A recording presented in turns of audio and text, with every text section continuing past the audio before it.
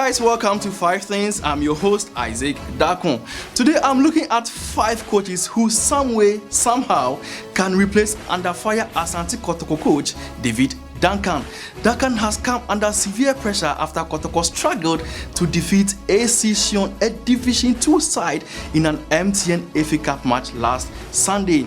Now there seems to be a division of opinion over whether or not David Duncan should still remain on the bench of Kotoko until the end of the season. Now, whether David Duncan is shown the door now or later on, management of Kotoko may have to consider their options, and I have 5 coaches who I think can replace David Duncan.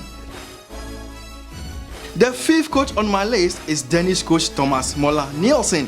Last year, the coach signed a 2-year contract with Kotoko, but the club's management denied any knowledge of these talks. Reports, however, suggest that the Danish coach, who has since left Ghana, has been in touch with the Porcupine Warriors.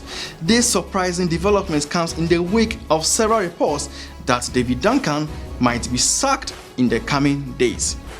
Okay, now 4th on my list is Godwin Ablode. You just cut Godwin Ablode open and you see pure Kotoko red running all the way through him. Now the captain, leader, legend is about as much of a hero as it's possible to be with the fans, and will certainly unite them if he was given the top job. Lack of managerial or coaching experience would obviously count against him, and would Otunfo really hand the keys to the manager's office over to a complete novice? Another coach under consideration with the Osekum job is former Blasters coach Kwesi Appiah.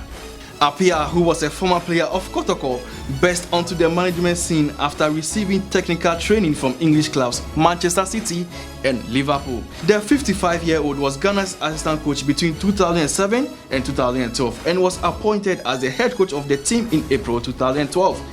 He led the Blasters to the 2014 World Cup in Brazil, making him the first black African to take the country to the World Cup. Appiah left his job in charge of Ghana by mutual consent in September 2014, and 3 months later, he took over Sudanese club SC Khartoum on a 2-year contract. His experience playing and managing lies solely in Ghana, and he would certainly be left field choice to succeed David Duncan should he depart.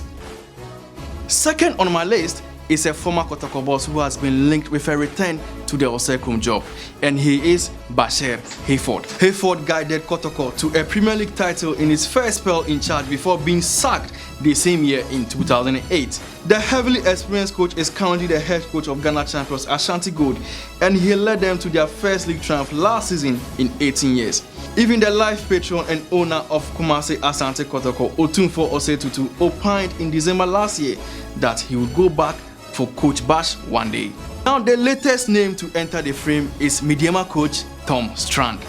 Tom Strand had an impressive season in which he won the MTN FA Cup by beating Kotoko in the finals, having defeated Haas in the semi-finals despite taking over Mideama with just a year.